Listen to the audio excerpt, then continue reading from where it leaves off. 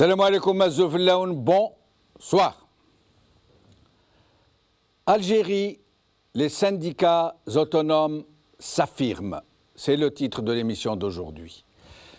Mais avant cela, j'aimerais rappeler qu'aujourd'hui, nous commémorons le 46e anniversaire de l'assassinat de Karim Belkacem, lâchement assassiné le 18 octobre 1970 à Francfort, dans un hôtel en Allemagne, étranglé avec sa propre cravate par un voyou sur l'ordre de ceux qui avaient volé l'indépendance au peuple algérien et qui tuaient, qui emprisonnaient, qui exilaient tous ceux qui tentaient d'empêcher leur mainmise sur tout le pays. Karim Belkacem a été l'un des plus grands leaders révolutionnaires de la guerre de libération nationale. Un leader immense. Il faudrait écrire toute une bibliothèque pour décrire tout ce qu'il a fait, toutes les actions qu'il a entreprises en faveur de la libération dans ce pays, dans son pays. Nous traitons donc aujourd'hui de l'appel à la grève. C'est une grève d'essai en quelque sorte, lancée par 17 syndicats autonomes qui semble avoir très bien marché, nous dit-on. Et donc nous allons en parler avec nos invités qui seront le syndicaliste Snapap Meziane Merian, le syndicaliste Abdelrahman Rabi', le président de l'UDS Karim Tabou. Aujourd'hui, loi relative à la retraite, la grève largement suivie dans l'éducation et la santé. Par Hajar Ginanfa. El Watan, les syndicats autonomes renouent avec la protestation, la grève diversement suivie. Par Fatima Arab. Tamourt, grève de 2 jours massivement suivie. Par Massidida.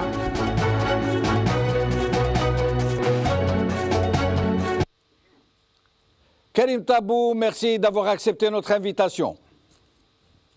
Merci Jamal, merci à chaque fois pour avoir ouvert ces tribunes pour le débat social, pour le débat des manifestations et puis de l'action des syndicats. Merci Karim Tabou. Donc j'ai voulu commencer par Karim Tabou pour d'abord avoir une lecture politique de cet événement qu'a été cette grève des 2 jours avant d'essayer d'en faire la lecture syndicale, la lecture du terrain. À votre avis, c'est peut-être la première fois qu'une telle grève décidée à la toute dernière minute, quasiment à la volée, et dont tout le monde pensait qu'elle allait échouer, a d'une façon ou d'une autre, disons, bien marché, a été suivie assez massivement, disons. C'est Jamal, d'abord bonsoir et puis bonsoir à tous les invités. Moi je pense que par prudence et par expérience, c'est sûr, il faut encourager l'action des syndicats, il faut toujours se féliciter de ces Algériens qui ont une âme vivante, qui sont là, qui s'indignent, qui sont en colère, qui protestent. Mais l'action syndicale, comme d'ailleurs l'action politique, souffre de beaucoup d'insuffisances. Ce qui se passe sur le front social, autant il est encourageant, il est à encourager, bien sûr, mais les syndicats, les syndicalistes en Algérie, à l'instar des militants politiques, devront absolument surmonter quelques défauts clivages, quelques des archaïsmes qui comprennent nous tous, que nous soyons dans un syndicat ou que nous soyons dans un parti politique. Je vais émettre avec beaucoup de modestie une critique vis-à-vis de l'action des syndicats. Nous devons absolument travailler ensemble pour nous émanciper du syndicalisme corporatiste, c'est-à-dire que assez souvent, les syndicats ont fait des efforts et personnellement je me félicite et je félicite le travail de pédagogie de syndicats très puissants qui est fait pour faire converger les syndicats, créer des coordinations, fixer des objectifs communs, parce que depuis toujours, l'administration a toujours construit ses plans, ses scénarios, ses ripostes sur le fait que le mouvement social, le mouvement ouvrier, le mouvement syndical était divisé. Le deuxième, il est absolument nécessaire que le syndicalisme s'émancipe au rang de syndicats qui demandent des libertés. Il n'est pas possible dans un pays d'espérer que les conditions sociales de population ou les conditions sectorielles dans un domaine quelconque puissent se développer dans l'absence d'un développement politique, social, économique. Le développement est un tout. Et le syndicalisme, il est étroitement lié à la question des libertés. Ce ne sont pas seulement les questions liées à l'amélioration des conditions sociales, des salaires et autres revendications qui améliorent le cadre de vie, le cadre de travail, mais le syndicalisme doit absolument prendre l'allure d'une pensée sociale, politique qui revendique en premier lieu les libertés. Parce que sans les libertés, sans le droit, sans la citoyenneté, on peut toujours mener des actions. Mais Karim Tabou, est-ce que justement, vous faites bien de préciser cet aspect des choses. Justement, au point où nous allons, ce n'est pas seulement une question de développement, mais avec la dégradation du pouvoir d'achat qui se profile à l'horizon, avec le plan d'austérité qui est déjà annoncé à grand renfort d'articles de presse par ailleurs, avec l'emploi qui va subir les contre-coups du manque à gagner qui sont dus à la dégringolade des prix du baril. Est-ce que vous ne pensez pas que le moment est peut-être venu que les syndicats et l'opposition politique fassent jonction pour essayer justement de faire face et ne pas laisser le vide, le désert politique s'installer et laisser la place éventuellement à une quelconque violence? Moi, personnellement, si Jamal, vous avez dû remarquer dans toutes les interventions, j'ai toujours plaidé pour le rassemblement des forces du changement qui sont présentes sur le terrain. Je suis personnellement allergique à ces approches d'addition de sigles, de rencontres de salon qui finalement, à l'épreuve des événements politiques et des événements sociaux, on a bien vu que les méthodes n'étaient pas efficaces. Je pense aujourd'hui, devant justement les impacts négatifs de tout ce qui va arriver comme conséquence de la mauvaise gestion, de l'improvisation et surtout de la diminution des recettes, ce qui va affecter d'une manière très très forte la vie des Algériens, autant sur le plan des salaires que le pouvoir d'achat, que la gestion des retraites, que la gestion des carrières, que les promotions, tout ça est un tout. Mais si les Algériens, si les syndicats, si les travailleurs se bornent dans une logique sectorielle et qu'ils engagent toutes leurs énergies dans j'allais dire, des revendications, dans une logique de revendicative vis-à-vis des ministres, vis-à-vis des administrations, sans que cela ne prenne l'allure d'un projet national de changement qui demande tout simplement l'accès des Algériens aux libertés. Toutes les libertés. Les libertés sont indivisibles. Les droits d'homme sont indivisibles. Il n'est pas possible d'espérer dans un pays une quelconque promotion citoyenne, démocratique, politique, si on n'intègre pas dans nos têtes que les droits politiques, les droits sociaux, les droits économiques sont unis et ne sont pas divisibles. Et à à partir de là, nous allons, nécessité historique en tout cas oblige. On n'est pas dans des choix. On n'est pas dans des choix de nous voir ou de discuter ensemble. On est dans les obligations historiques de nous retrouver dans des luttes de terrain. Que nous soyons syndicalistes, que nous soyons étudiants, que nous soyons politiques, nous sommes en tout cas devant des choix de l'histoire. Et si Jamal, je vous apprends à rien, notamment à vous, vous avez une expérience extraordinaire. Je pense qu'aujourd'hui, les Algériens vont devoir choisir entre deux rangs. Soit ils vont être les acteurs de l'histoire et ils vont tout simplement s'occuper de leurs affaires, se réapproprier leurs propres affaires.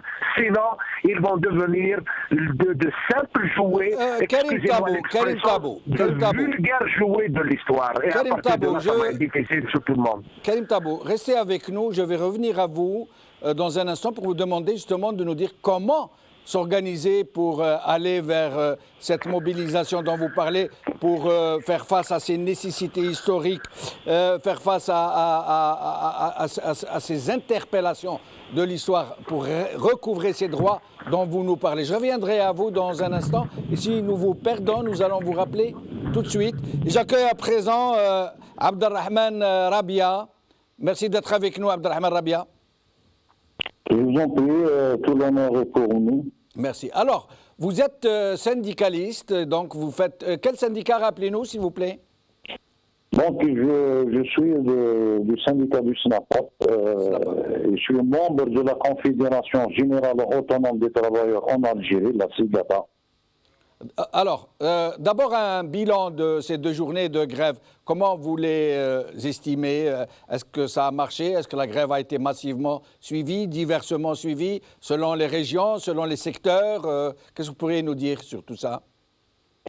Bon, pour le mouvement de grève, bon, c'est sûr, c'est une réussite. Le fait de tenir une action, de ne pas se taire, de refuser et de revendiquer ses droits, c'est une réussite. Et ça diffère, comme vous dites, d'une région à une autre. Et puis, même avec toutes les menaces, les entraves, quand même nos adhérents ont pu démontrer leur colère par rapport à la retraite anticipée, par rapport à l'avant-projet du Code de travail, contre la loi de finances 2017. D'après vous, on nous dit que c'est le secteur de l'éducation qui a le plus massivement marché dans cette grève, répondu à votre mot d'ordre. Sinon, quels sont les autres secteurs qui se sont massivement mobilisés? Bon, pour l'éducation, parce que comme vous savez, notre action syndicale n'a pas affilié à la Confédération, donc chacun tient ses actions suite aux décisions prises autonomes dans leur conseil. Et le secteur de l'éducation, notre fédération a décidé de tenir son action le 16 et 17. Et en même temps, il y a d'autres syndicats sectoriels de l'éducation qui ont tenu, c'est tout à fait normal que leur grève marche et donne un impact aussi important. Et pour les autres secteurs, bon, nous avons aussi le secteur de la santé qui a tenu une action de protestation devant leur ministère avec les représentants des différentes wilayas. Nous avons aussi le secteur des APC qui ne cesse depuis plus de 6 mois, une grève cyclique de 3 jours qui est suivie d'une marche. La dernière à Bijaya en date du 26 et la prochaine le 31 à Tizi Ouzou. Et vous pensez que cette expérience que vous venez de mener à bien, disons, pourrait servir de plateforme, disons, d'action pour les prochaines actions que vous allez entreprendre? Mais bien sûr, bon, le constat qui a été fait dans le cadre de la Confédération générale autonome des travailleurs en Algérie sur la situation socio-professionnelle des travailleurs et travailleuses en Algérie, on a constaté que le constat est devenu très alarmant. Surtout après avoir imposé la loi de finances 2017 qui est confectionnée sur des mesures d'austérité et de misère par Al-Touchara, l'approche des Algériens, l'approche de 6 ouvriers. Les Algériens sont confrontés actuellement à un malaise, une situation imposée par la prise des décisions, sont impliqués les vrais acteurs de la société civile. Aujourd'hui, les droits sont bafoués, les libertés sont confisquées, le pouvoir d'achat il ne cesse de se dégrader de jour en jour. Une université loin d'être... Qu'est-ce que vous pouvez faire contre le pouvoir d'achat qui va de toutes les façons se dégrader, quelles que soient vos actions, celles que vous allez mener, puisque il y a une baisse énormissime des ressources du pays, des ressources hydrocarbures, les seules quasiment du pays. Comment faire pour ne pas empêcher ce pouvoir d'achat de se dégrader de toutes les façons? Actuellement, on est en train de dénoncer la politique de replâtrage que le gouvernement algérien tient. Il essaie de faire une politique de façade vis-à-vis de l'étranger, de l'international, pour se montrer qu'il est un bon gestionnaire, contrairement à ce qui se passe, contrairement à ce que nous vivons, nous les Algériens, les vrais Algériens.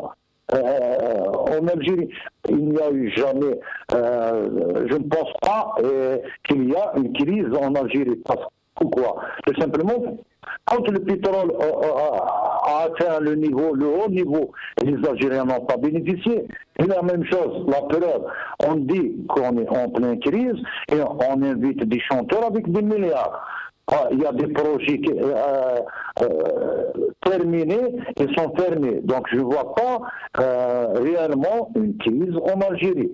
Oui, mais il y a une baisse drastique des ressources. Mais sinon, alors les syndicats appellent à une refonte négociée du statut de la fonction publique, nous dites-vous. Qu'est-ce que vous voulez dire au juste refonte négociée du statut de la fonction publique? On revendique la révision du statut général de la fonction publique. Notamment, quel point au juste, quels points centraux au juste? Par exemple, les lacunes qu'il y a dans le statut de la fonction publique, ils font référence à la généralisation du travail précaire. D'où ils disent que même si le contractuel cumule 10 années d'ancienneté, il n'ouvre pas le droit à la titularisation. D'accord, oui. Restez avec nous, Abdelrahman Rabia, je reviens à vous dans un moment. Karim Tabou, vous nous parliez tout à l'heure donc de la nécessité d'organiser une vraie mobilisation qui soit concertée, qui soit intelligente, qui ait une vision. Qu'est-ce que vous voulez dire au juste? Ce que je veux dire, c'est que en tout cas les gens qui ont conscience et qui souhaitent faire évoluer le pays vers la démocratie devront cesser de se mentir. Je vais peut-être être sévère avec moi-même, mais également avec le débat. Je pense que nous, les Algériens, on se fait plaisir d'user de concepts qui n'ont absolument aucun ancrage chez nous. Parce que quand j'entends autant dans les médias que dans la classe politique, les gens parlent de loi de finances. Il n'y a pas de loi, il n'y a pas de finances en Algérie. Et quand j'entends parler avec tout le respect que j'ai pour les syndicats, je ne suis pas nihiliste. Quand j'entends parler de la fonction publique, dans ce pays, il n'y a ni fonction ni public. Parce que la réalité de tous les jours est que dans ce pays, on nous apprend, on fait semblant de ressembler aux autres, c'est-à-dire on fait une tripartite, on fait un dialogue social, on fait un usage insensé de concepts qui est ces concepts ailleurs. Ils ont un sens, ils ont un ancrage. Est-ce que la Constitution il a un sens dans ce pays? Il n'y a pas de sens à ce pays. Est-ce que la République algérienne est une république? Il n'y a pas de public dans cette République. Donc si on pose le vrai débat, Il faut absolument couper d'une manière définitive avec ce système. Ben en 56 avait tout simplement devant des choix que la révolution devait prendre entre ceux qui espéraient que les indigènes musulmans allaient juste avoir le droit de prier, le droit de pratiquer la religion, et ils avaient tout simplement considéré que les libertés politiques étaient secondaires. Et ceux qui pensaient qu'il suffisait d'avoir du travail dans le cadre colonial, Ben Orman était un homme qui avait dit désormais il faut accomplir les actes de rupture, il faut fonder un État, il faut fonder une république, il faut sortir définitivement de l'État colonial. Et si on ne prend pas ce chemin, si on continue de parler de l'opposition, de la majorité, de la Constitution, du Parlement, pour moi, ces mots n'ont absolument aucun sens. Parce que la réalité de tous les jours, quand je lis dans les journaux, il y a une majorité, il y a une opposition. On est en Suède, on est dans un pays normal. Non, on n'est pas dans un pays normal. On est dans un pays où les gens, après avoir commis des crimes politiques contre les populations, ils sont en train de commettre des crimes économiques contre ces populations. Il faut que les Algériens s'indignent, il faut qu'ils se soulèvent, il faut qu'ils disent non, arrêtons cette situation. Et si on continue de se mentir, de considérer qu'il y a des partis politiques, qu'il y aura des élections, il y aura des résultats, il y a un conseil constitutionnel, il y a une instance de surveillance des élections, nous allons continuer de nous mentir. Et à partir de là, nous allons tout simplement être les jouets de l'histoire. Je voulais finir ma phrase tout à l'heure, c'est que malheureusement l'histoire, elle laisse deux choix majeurs aux gens. Soit ils vont être les acteurs de l'histoire, sinon ils vont devenir de vulgaires jouets de l'histoire. Malheureusement, nous, actuellement, nous sommes de vulgaires jouets de l'histoire. Et si on ne prend pas nos responsabilités, autant que politique, autant que syndicat, moi ça me rappelle, franchement, je n'ai pas une grande formation politique. Je ne suis pas sorti des grandes universités de sciences politiques, mais j'ai appris à l'université, par exemple. On posait des revendications à l'université qui relevaient des conditions sociales de vie à l'université ou de la pédagogie. Mais dès lors qu'on avait considéré que les libertés à l'université, que les franchises universitaires, que la liberté de penser, que la démocratie à l'université était essentielle, il fallait absolument sortir des revendications, j'allais dire des menus de restaurants, des menus de réfectoire. Il fallait tout simplement poser la démocratie avant le menu de réfectoire.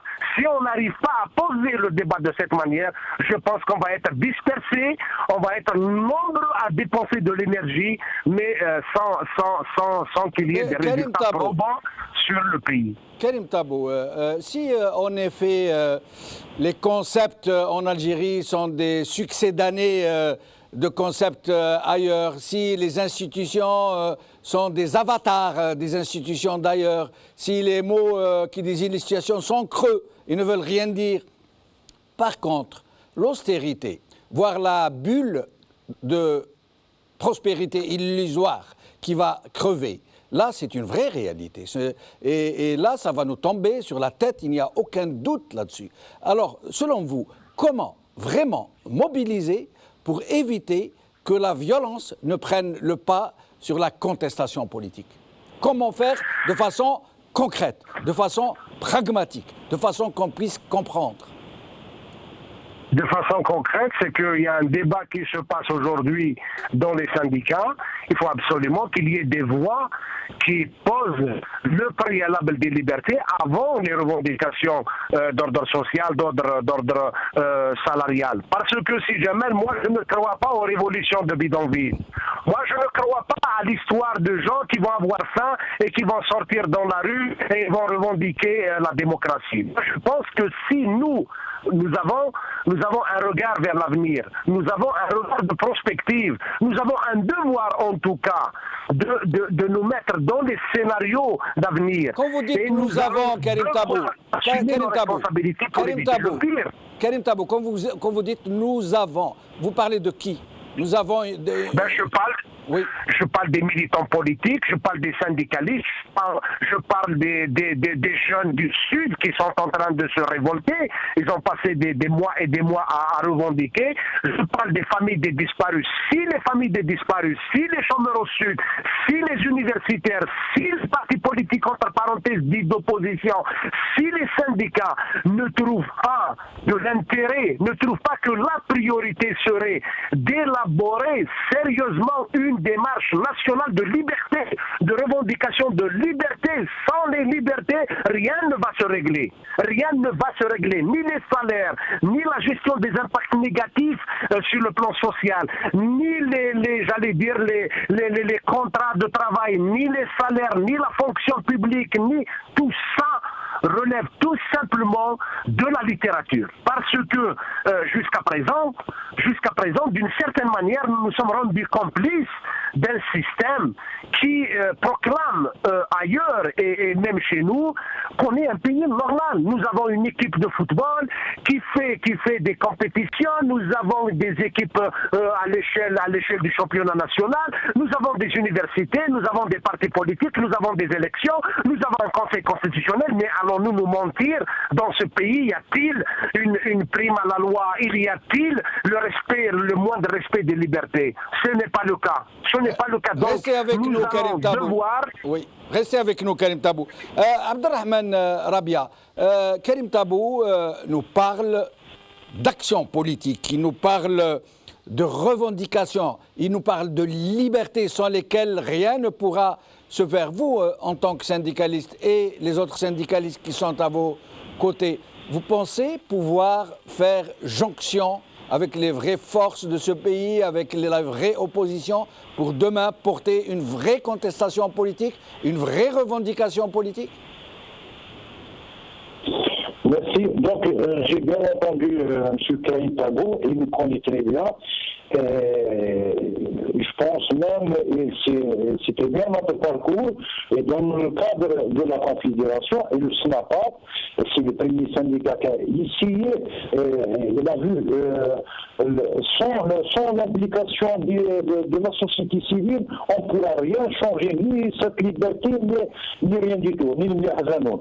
Donc la Confédération, elle a plusieurs fois dénoncé les arrestations et mises en prison des journalistes, des activistes sur Internet, des chômeurs, des fermetures de chaînes de TV, de la tentative de fermeture, plusieurs fois de la maison du syndicat, à plusieurs reprises, licenciement des syndicalistes, des menaces et interdiction de se syndiquer avec nous. La dernière, ce jour même, dans la village de Gigi, dans l'enseignement supérieur, on leur interdit de rejoindre le SNAPAP. Et lors du Conseil national de la Cigata tenu le 15 octobre 2016, les affiliés ont tenu à dénoncer les manœuvres de ce pouvoir mafieux en utilisant des personnes pour déstabiliser notre confédération.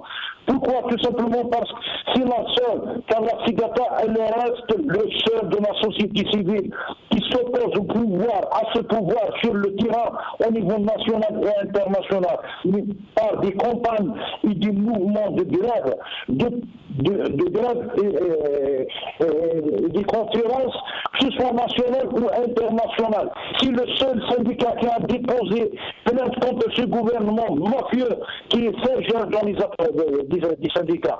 Ce pouvoir refuse catégoriquement l'autonomie de tout syndicat ou association ou parti politique. Abdelrahman Rabia, pardon. Oui. Vous parlez des manœuvres de déstabilisation de vos actions et votre syndicat et les autres syndicats qui sont avec vous parlent beaucoup des syndicats clonés, comme vous les appelez, et surtout de la fameuse UGTA, le plus grand syndicat du pays, dont vous dites, vous et vos amis, dont vous dites que ce syndicat est devenu un syndicat maison au service du pouvoir qui ne sert plus les intérêts des travailleurs. Vous pensez vraiment cela? Bon, pour l'UGTA, en tant que syndicaliste, je n'aime pas parler de l'UGTA, parce que l'UGTA, c'est un appareil. Je défie ce pouvoir qui laisse les gens s'exprimer exprimer et nous allons démontrer que le seul syndicat représentatif en Algérie, c'est bien le SNAPA et la Confédération Générale. Le pouvoir, il refuse, il interdit même dans le secteur économique de laisser le libre choix comme stipule la loi 94 qui dit que tout travailleur a dans la loi en toute liberté de se syndiquer dans un syndicat de son choix. Maintenant, le pouvoir, s'il veut, parce que réellement on ignore quel barème utilise ce pouvoir pour dire qu'il est représentatif. Pour ce qui concerne le clonage, oui, on est le premier syndicat à avoir imposé un clonage avec un député hors que la loi 94 interdit à celui qui n'a pas qui n'est pas fonctionnaire, il n'a pas d'avoir de syndicat. Or, un député, il n'est pas fonctionnaire. Restez avec nous, Abdelrahman Rabia. Je suis désolé de vous interrompre. Nous recevons à présent Meziane Merian, syndicaliste SNAPAP. Merci d'être avec nous, Meziane Merian. Meziane Merian. Merci, bonsoir à vous. Bonsoir. Alors, votre bilan de ces 2 journées de grève? Moi, je pourrais dire que c'est un bilan satisfaisant. Il y a vraiment des répondants dans tous les secteurs touchés par la grève. Les plus touchés, c'est l'éducation et la santé. Moi, je dirais que c'est un bilan vraiment très satisfaisant. On dit que ce sont seulement les grandes villes. On dit seulement que ce sont les grandes villes qui se sont mobilisées, que dans les petites villes, le mouvement n'a pas été très bien suivi. Vous confirmez ? Pas du tout. Tout à l'heure, lorsqu'on faisait le bilan, on recevait des coups de fil de toutes les villes du pays avec une caméra d'une télévision branchée et qui voyait en direct les résultats qui arrivaient. Maintenant, le pouvoir central, comme à ses habitudes, il est en train de faire la guerre des chiffres. Loin de toute surenchère, loin de toute guerre des chiffres, lorsqu'on est un vrai responsable, il suffit qu'une école soit bloquée, qu'un hôpital soit bloqué pour qu'on se mette de la partie pour négocier, pour trouver une solution. Or, ce qu'on constate actuellement, c'est l'inverse.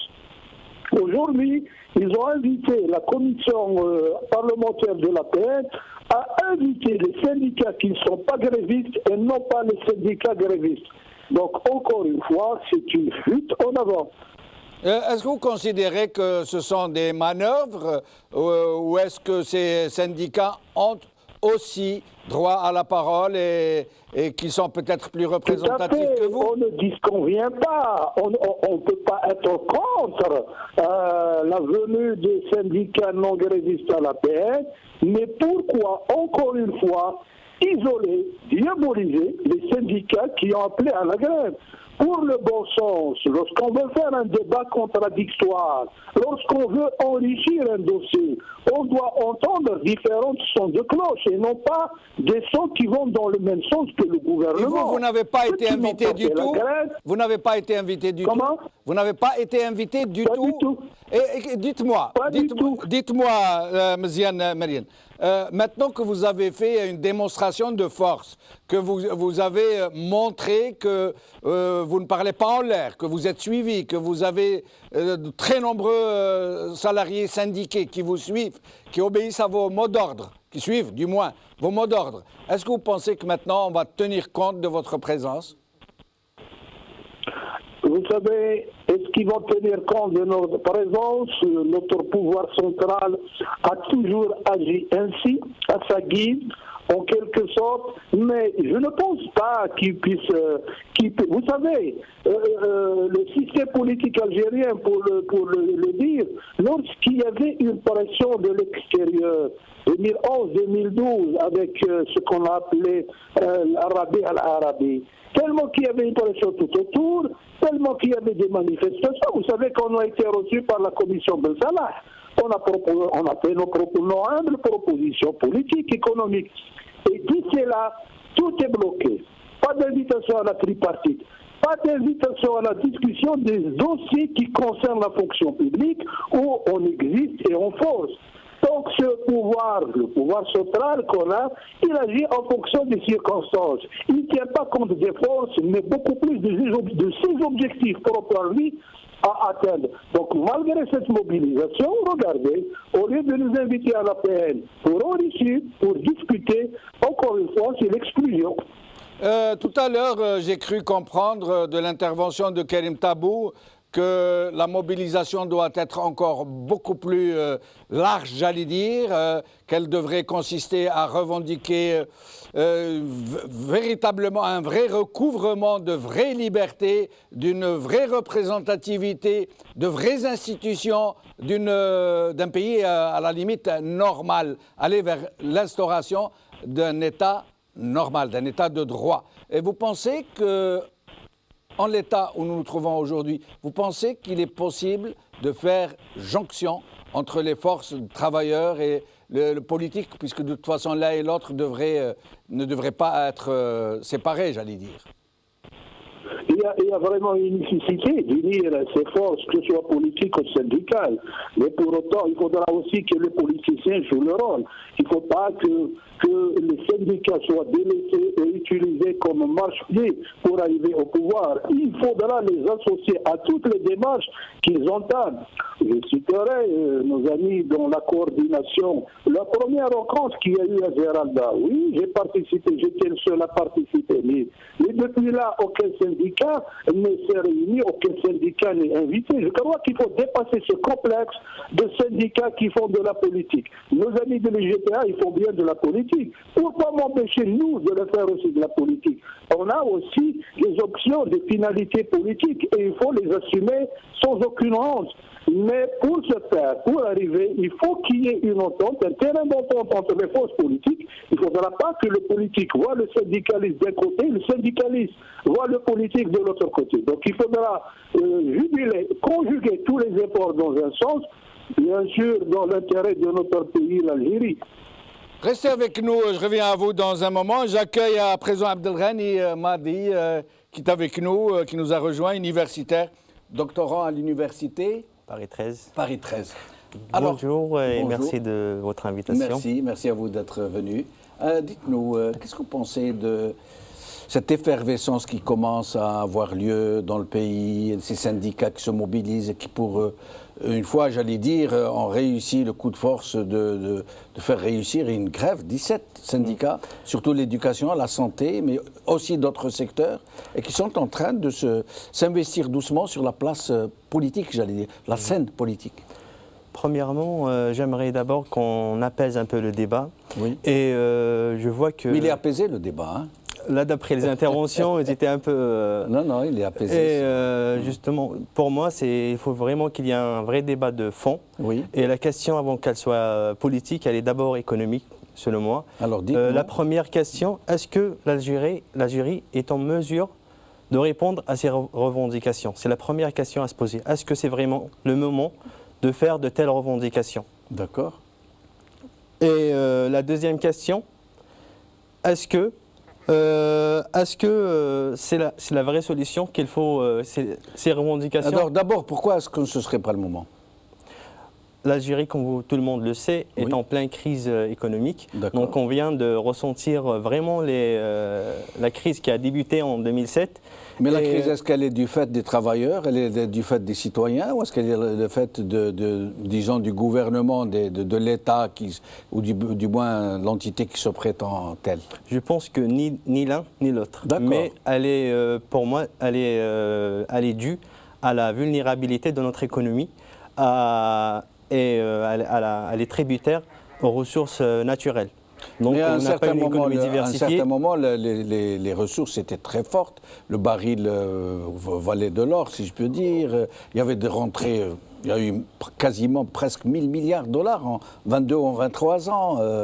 Mais à côté, il n'y a pas vraiment de politique faite, mais il y a uniquement Justement, il n'y a pas de politique économique rationnelle. C'était une gestion à la Gaudi au jour le jour. Exactement. C'était du bricolage politique, on peut dire ça, c'était du bricolage. Oui. Et on cherchait plutôt à acheter la stabilité sociale. D'accord. Et non pas... La stabilité sociale ou la paix sociale à tout prix? c'est à peu près ça, la paix sociale à tout prix. Donc on gérait les urgences. Et à force de gérer les urgences, on oublie l'urgence de l'essentiel. Donc on s'intéressait plutôt aux urgences qu'à l'essentiel.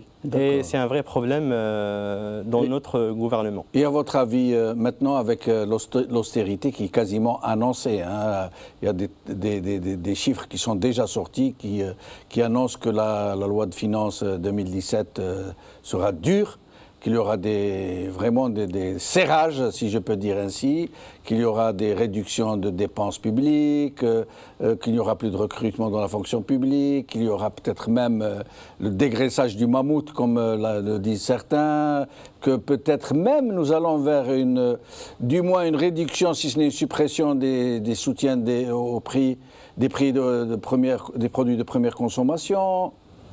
Qu'est-ce que vous en pensez de tout ça? Oui, je pense que vraiment, il faut penser, la première chose, à diversifier la production plutôt qu'à augmenter les salaires ça et là. Oui. Et ça ne va pas résoudre les problèmes. Et on risque l'année prochaine, on va reparler sur le même sujet avec les mêmes syndicats. Donc ça va pas résoudre le problème. Et vous pensez que vous pouvez diversifier la production en très peu de temps, comme ça, à court terme? C'est des stratégies structurelles. Donc ça ne peut pas se résoudre en 1 an, 2 ans, 3 ans. Oui. D'abord, c'est dû de un par rapport au système éducatif algérien. On est plutôt centré sur l'État.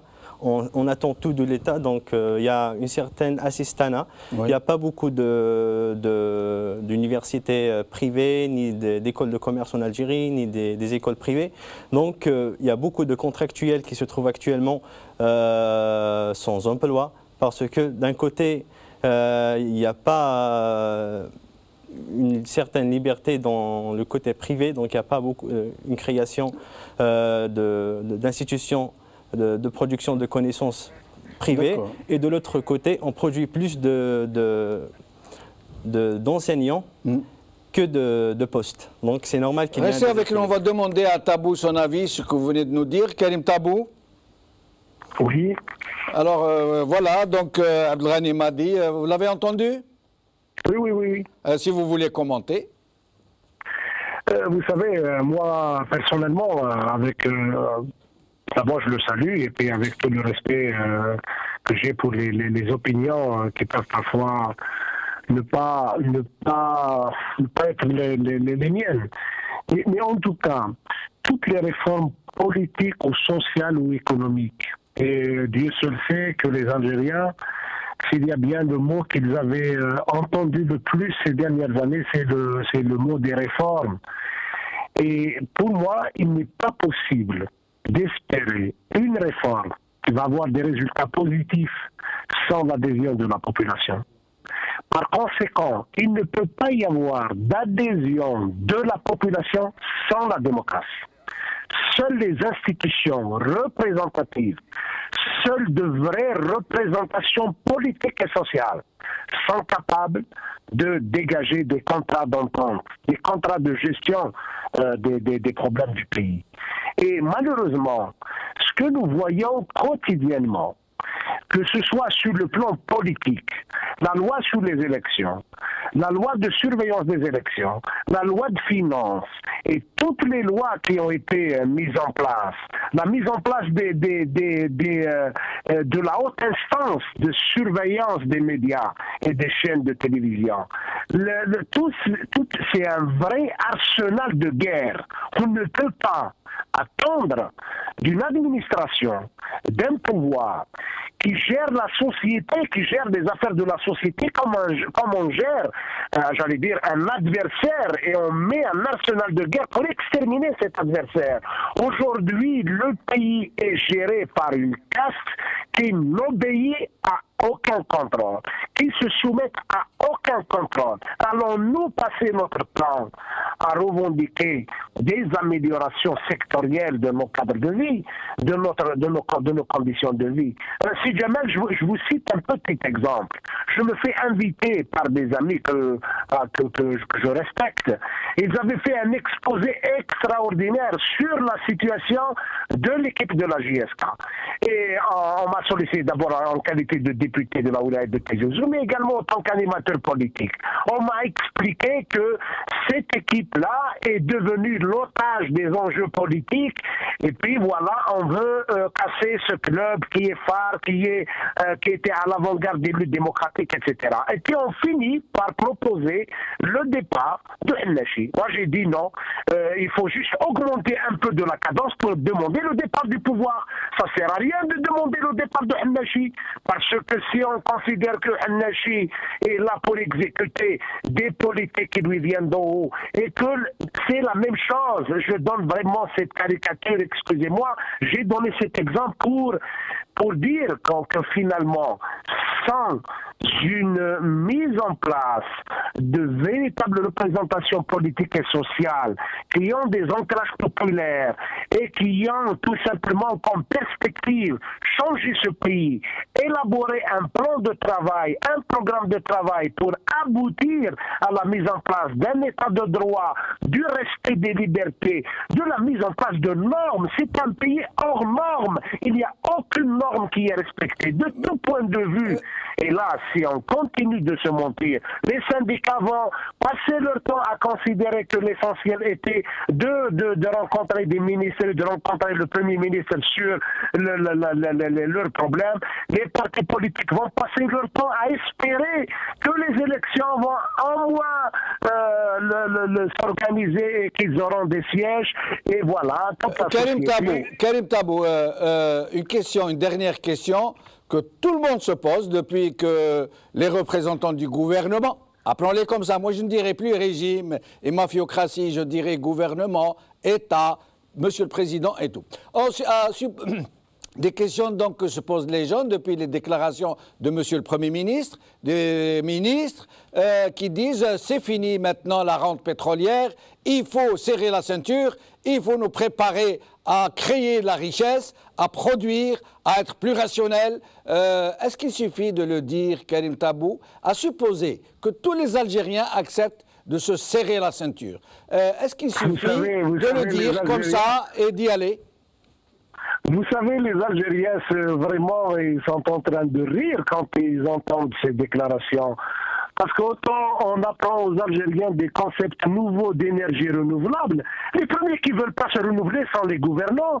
Vous voyez très bien qu'on nomme des ministres âgés de 85 ans, on nomme des responsables de commission à tous les niveaux qui relèvent de l'ancienne école, et on est un pays qui est en train de fonctionner avec des normes qui sont connues nulle part. Et voilà, quand on parle de nécessité de chercher des énergies renouvelables, il faut commencer d'abord sur le plan politique.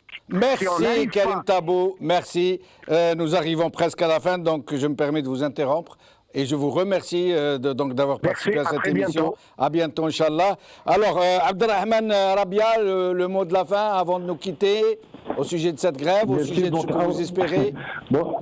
Merci. Donc, avant de continuer, j'aimerais bien c'est Rabia Abderrahim, pas Abderrahman. Je m'excuse, je suis désolé. C'est bien ce que j'ai ici sous les yeux. Nous vous demandons pardon, monsieur Abderrahim. Je vous en prie. Donc, après avoir parlé du statut, il y a autre chose qui est plus dangereux, qui est plus clair, c'est l'avant-projet du Code du travail que nous avons refusé, et nous avons même tenu des campagnes, des conférences.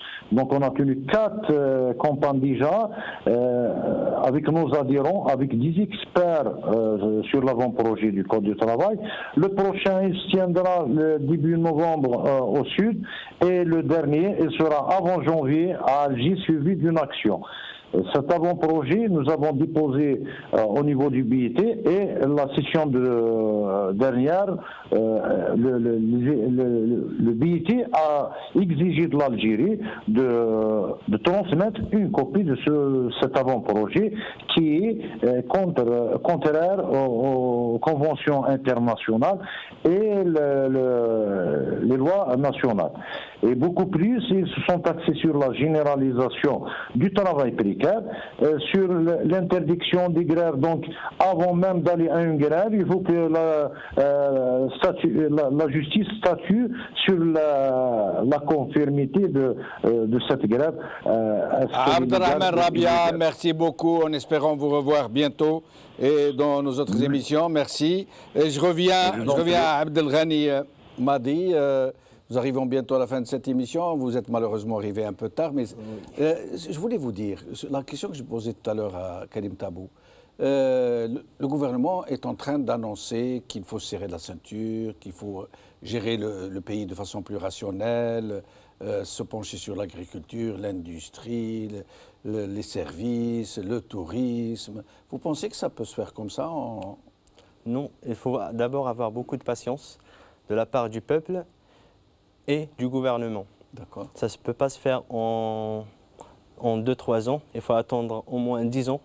C'est des plans structurels. Et il faut qu'il y ait d'abord de l'honnêteté, la volonté des deux côtés. D'abord du gouvernement, il faut qu'il y ait une volonté politique de changer les choses. Sans la volonté politique, il n'y aurait rien qui va changer. On entendait ces débats depuis des années et des années, ça ne change rien. Du moment qu'il n'y a pas une volonté politique d'aller vers l'avant, il n'y aura pas de changement. Ça, c'est sûr. Mais qu'est-ce qu'il faut faire pour qu'il y ait une volonté politique de la part des politiciens? Vous ne pensez pas qu'ils doivent d'abord être vraiment élus? Oui, il faut être d'abord élu. Sinon, ce que j'aime pas aussi, les débats un peu démagogiques qui considèrent que le gouvernement est la principale cause de tous les maux que vit l'Algérie. Non, c'est faux. D'abord, il y a une culture qu'il faut changer au niveau des Algériens. Une culture de consommation. On considère que les produits étrangers sont meilleurs. Donc on préfère payer plus pour acheter les produits étrangers alors qu'on délaisse les produits nationaux. Donc parce qu'il y a des produits nationaux? Les produits nationaux. Un système totalement intégré? Il y a quelques produits nationaux fabriqués en Algérie, parfois par des entreprises étrangères, mais ils sont comptabilisés dans le PIB, le produit intérieur brut de l'Algérie. Donc on peut les considérer comme des produits de l'Algérie. Mais du moment que le peuple a cette culture de préférer les produits étrangers et n'a pas confiance en les produits algériens, ça ne peut pas marcher aussi. Donc il faut qu'il y ait une volonté mutuelle entre l'État et le peuple pour avancer. Merci beaucoup, merci à nos invités, merci. Je suis désolé, le téléphone a eu quelques petits soucis, mais merci à Mziane Merienne, à Abdelrahman Rabia, Abdelrahim Rabia, Karim Tabou, Abdelghani Madi. Merci à vous d'avoir suivi cette émission. Bqa ala khair, b'salama.